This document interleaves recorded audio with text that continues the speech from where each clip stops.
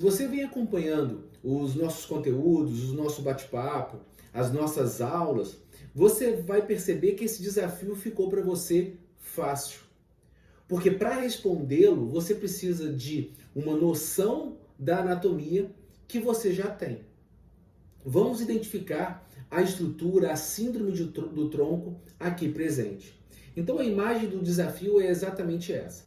E a pergunta é: qual é a síndrome do tronco cerebral? Provavelmente você não sabe o nome da síndrome, mas isso é o de menos. Isso é o de menos. O mais importante é que você, no primeiro momento, identifique a estrutura. No segundo momento, imagine quais são as estruturas que são acometidas nessa síndrome de tronco.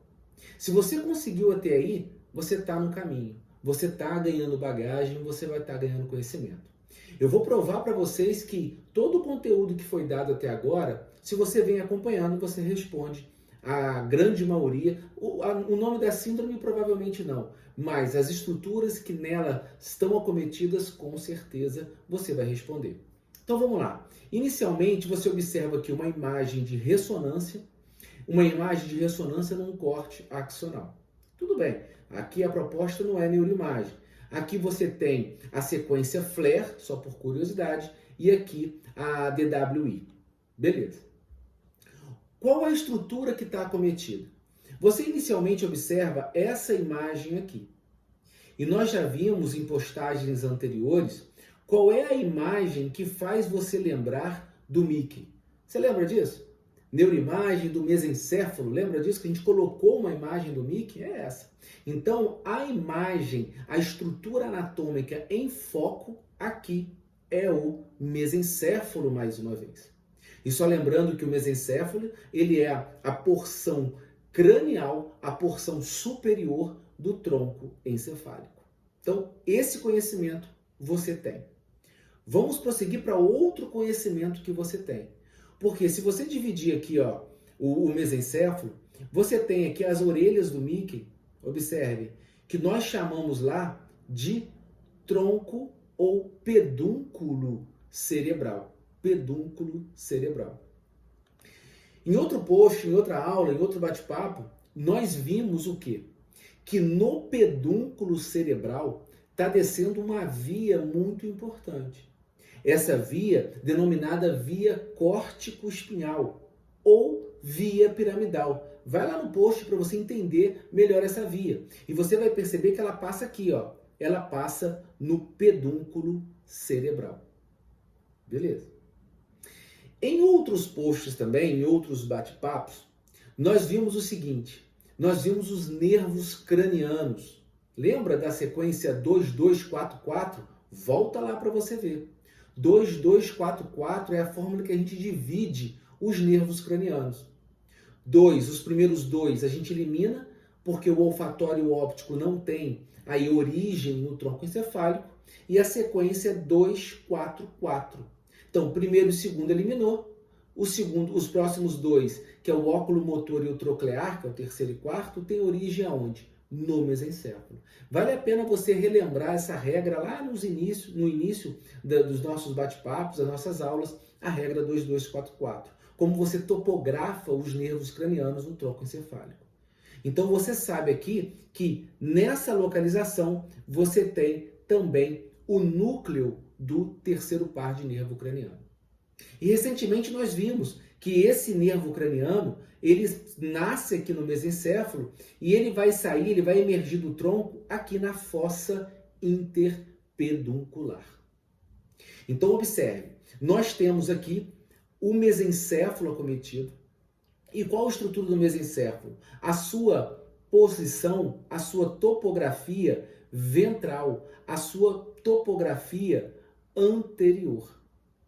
Então, quais estruturas nesse acometimento do mesencéfalo quais as estruturas estão comprometidas? Primeiro, você tem o chamado, eu vou anotar até aqui, você tem o chamado via piramidal ou via córtico-espinhal, eu vou botar aqui melhor, via motora. E qual outra estrutura que nós temos acometido? A outra estrutura que nós temos acometido é o nervo craniano que daqui sai.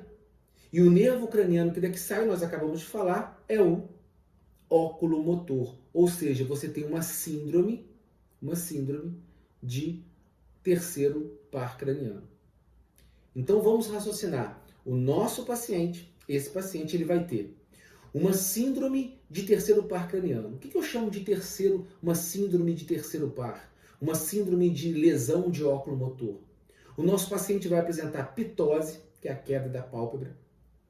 Nosso paciente vai apresentar diplopia, porque ele vai ter uma oftalmoplegia. Lembre que nós vimos que o óculo motor, ele é o nervo responsável pela grande maioria dos músculos da motricidade ocular extrínseca.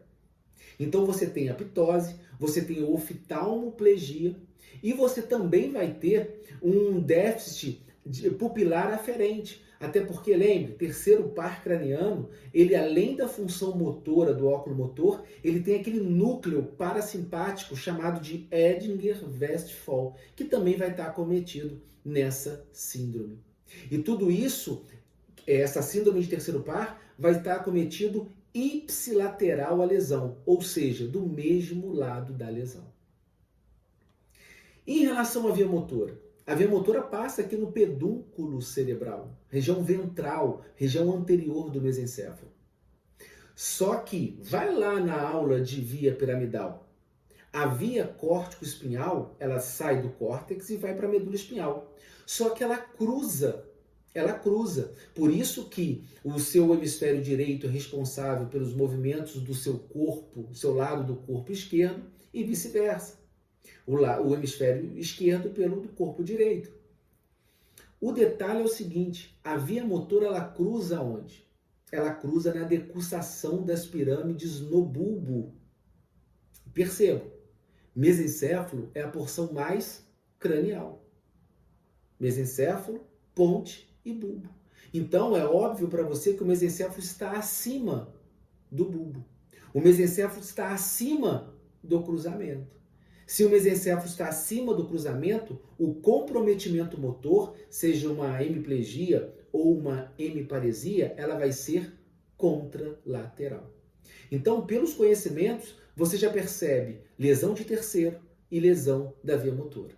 Lesão de terceiro do mesmo lado da lesão e lesão da via motora contralateral.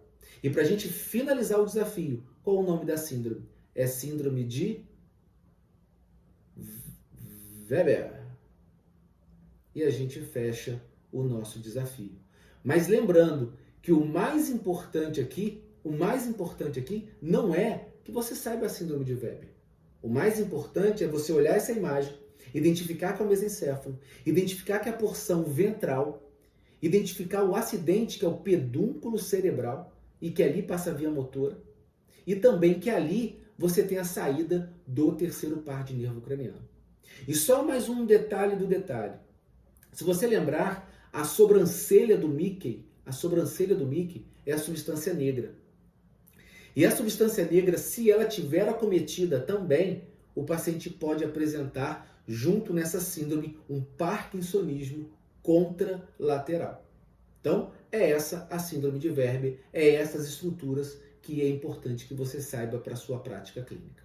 Espero que vocês tenham gostado. Um grande abraço.